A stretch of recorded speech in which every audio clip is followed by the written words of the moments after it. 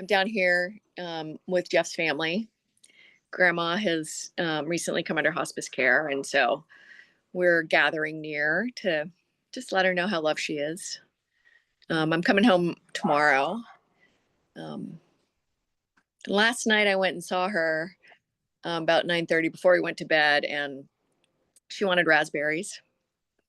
So she ate like a whole little thing of fresh raspberries pretty much about 9:30 last night. So, you know, she's going through the process, but she's doing all right. It's like moment to moment, day to day kind of experience, which is what we all are going through, regardless of our situation. So, anyways, today we're going to keep working our way through the Yoga Sutras. Welcome to those of you who might be new to this multi-year journey that we've been on. We're now on book 3. So, book 3, for reference, is called The Portion on Accomplishments. So books 1 and 2, the way the whole sutra works is book 1 is pretty much like, okay, if you do these practices of yoga, including meditation, these are the things that might happen. And it's sort of like inspiration for why to start the journey. And then book 2 is more like an instruction manual on how to practice yoga. And it begins with some general instructions, and then it gets into the 8 limbs of yoga.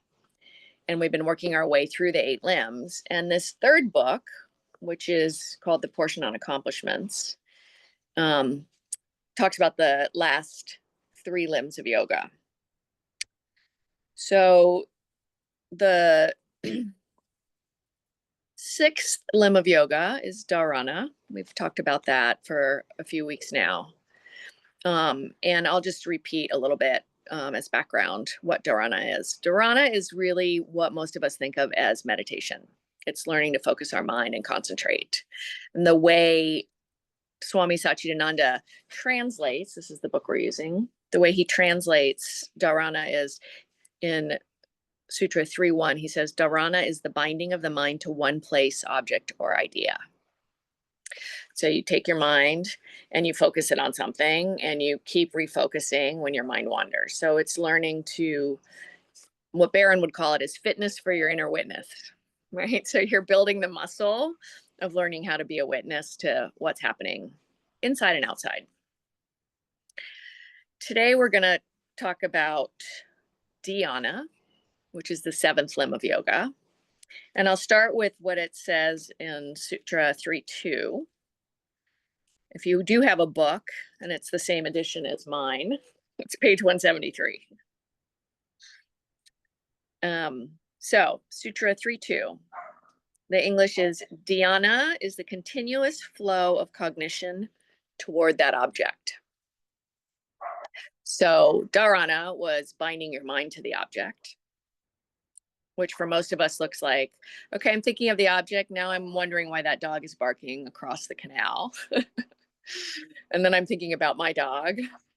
And then I'm thinking about my friend Khan, who's taking care of my dog. So that's how the mind works. But when we get to the practice of dhyana, there's a possibility of a continuous flow. And the way he describes it, he talks from the Hindu scriptures. They say it is like pouring oil from one pot into another. It is a continuous string. It doesn't break. He goes on in the rest of the explanation to talk about, he says, when do you know if you have really meditated or really been in a state of dhyana? And he says there's some signs for that. One is that you lose track of time. Another is you might lose track of your body. What happened to my body? You sort of come into a space where you're not aware of your physical experience. He says, even the body is forgotten in real meditation. You are above time and space. You are out of the body. He clarifies, he says, when I say out of the body, don't think I mean that you are traveling in space or anything like that. I mean, the mind transcends body consciousness. And then the next thing he says, in this sense, meditation is similar to sleep. So for me, which is really the only place from which I can teach, other than telling us what Swami Satchidananda said, the closest I can explain this from my personal experience is that it's a bit like Shavasana. So everybody that's on this call has practiced asana, and I know everybody on this call has done Shavasana at some point or another.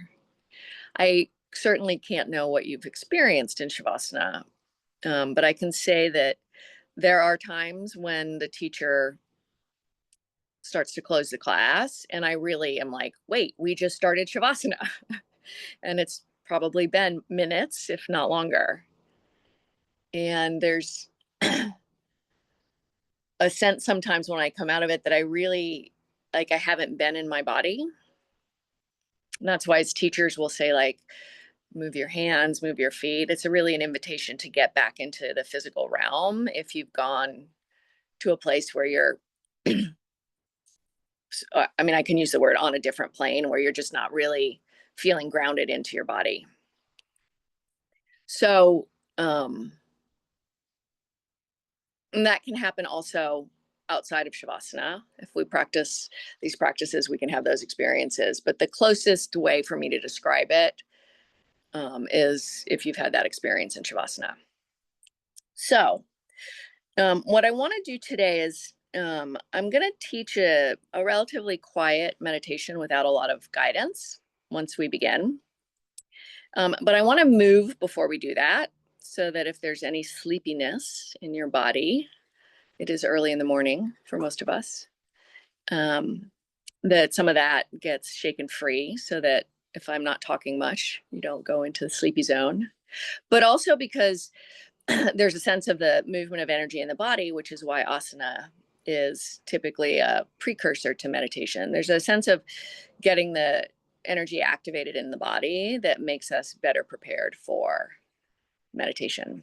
So let's stand. I don't know where everybody is and how much space you've got, but let's go ahead and stand up. I'm going to do this with you.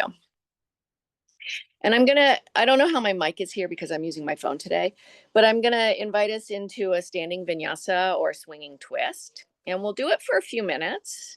Everybody can sort of decide their own form of movement, but I want you to really get a sense that you're activating the energy in your body as we do this. So go ahead and come to standing. Make sure you've got some room around you. I'm going to start with a swinging twist because it's makes my spine happy to just get some gentle movement. When I'm doing a swinging twist, I'm often not really channeling my breath in a specific way. It's just getting the cells awake and alert. And slap your hands onto your body to wake them up a little more. You can get pretty vigorous or keep it really sort of mellow.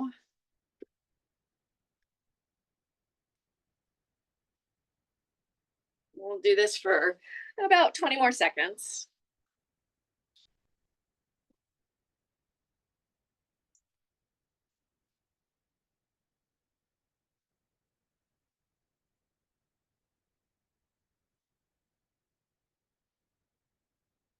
And I'm going to invite you to keep with that, or I'm going to come into relative stillness for a moment and kind of tune into what's here, like feeling the energy. And I'm going to move into a standing vinyasa. So, really just breathing in, reaching your arms out and up, and then breathing out and arms down, or any kind of variation that makes sense to you. So, your arms might go up, come down your center line, breathing in and breathing out. And we'll do this for about a minute. So any kind of breath and movement together for about a minute.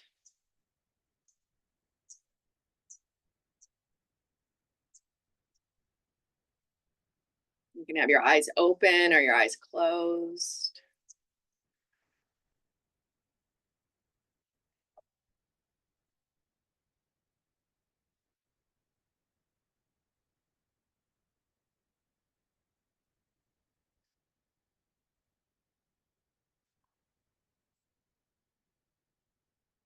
About 10 more seconds.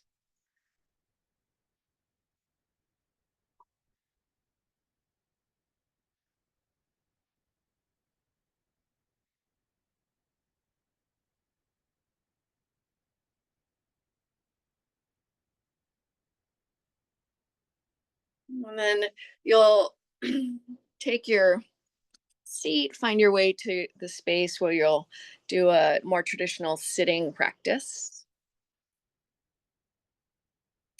Take your time kind of creating your posture so that you feel well supported. I'm folding one hand on top of the other and connecting my thumbs because I'm sitting in a chair and it's kind of a comfortable way to be on purpose with my hands. And once you get yourself situated, lower or close your eyes and open up your ears for a moment.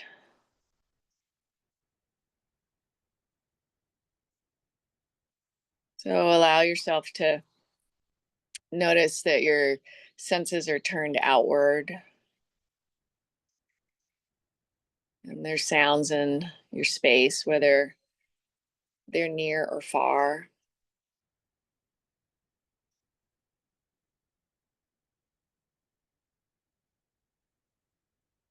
And starting to practice awareness without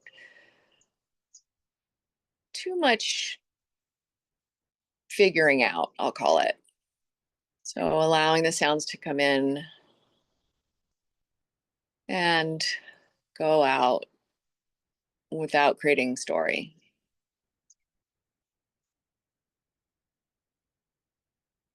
So as a witness to the sounds around you more than a expert.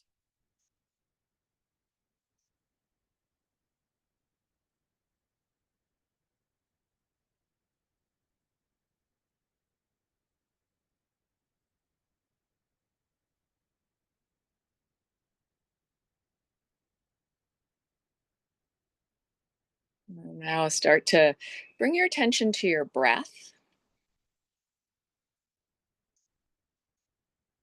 and get a sense of the sound and feeling of your own breath, drawing your attention more inward than outward.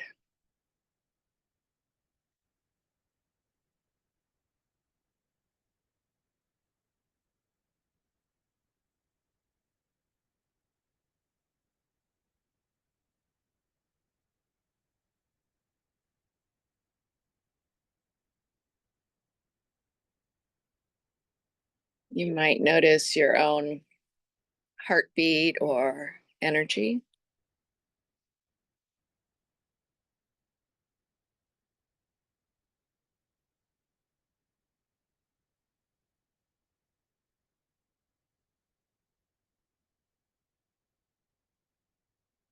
Start to anchor into a one pointedness. So maybe all of your attention begins to focus on your breath.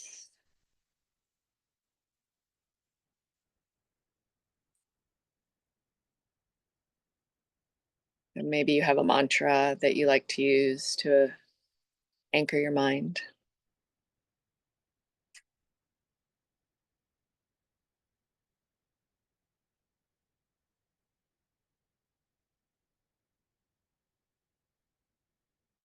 Cultivating dharana to begin, focused attention.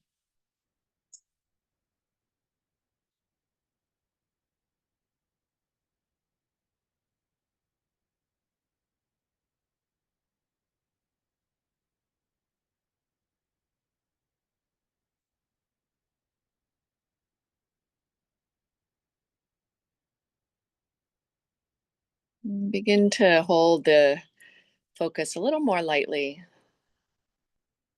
so allowing in some space.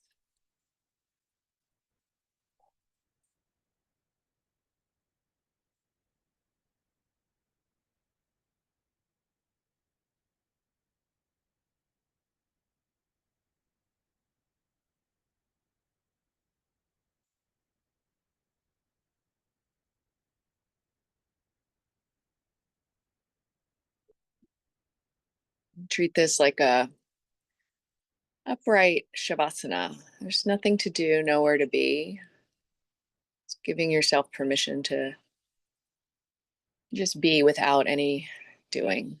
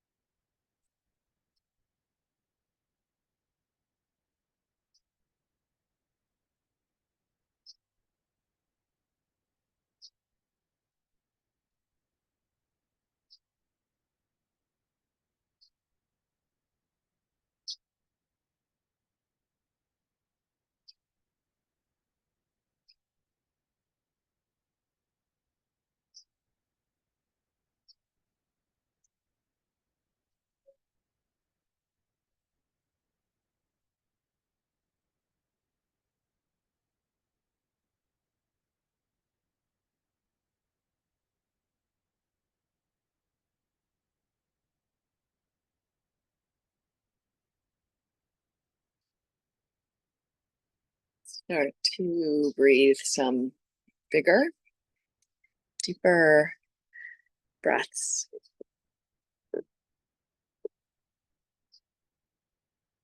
You might feel your chest expanding, kind of coming back into your body.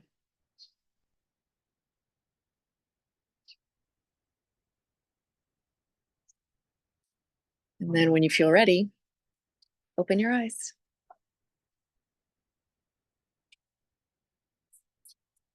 Insights? Comments? Questions? I'm on my phone, so I can't see all of you at once. If somebody's raising their hand, you can unmute yourself and just share.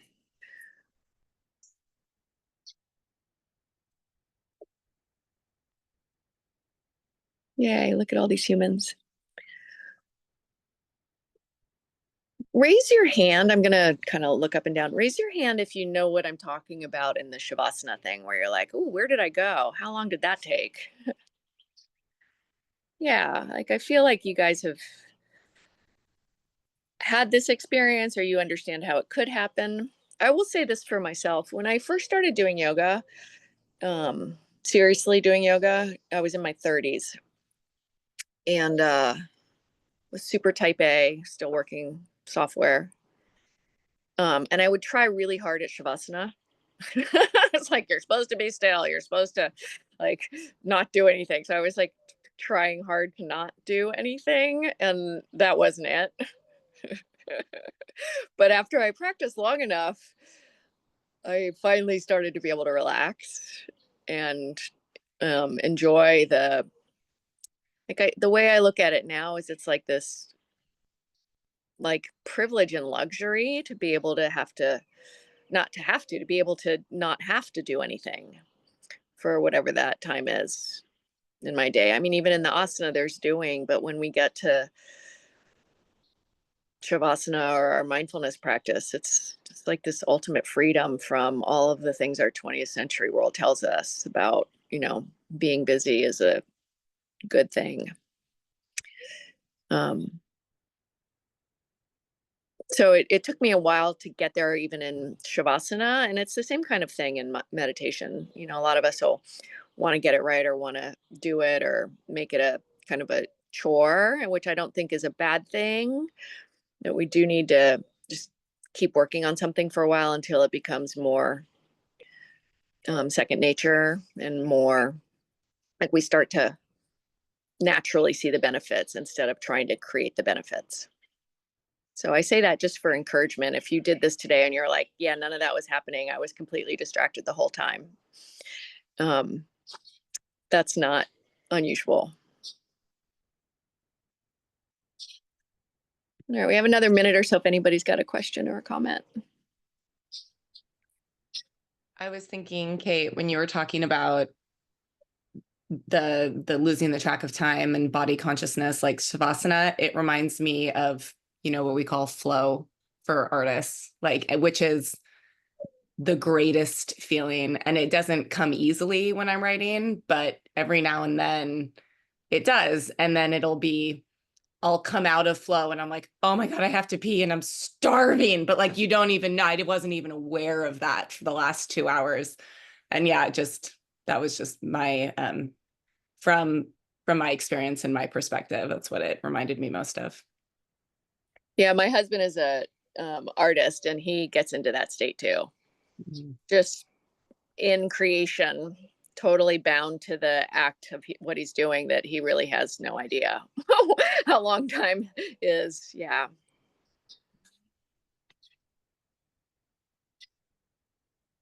All right. Well, thank you for joining me. Those of you that are in teacher training, have a fabulous day. And I'll see you all soon. Take care. Thank you. I hope your grandmother has peaceful days.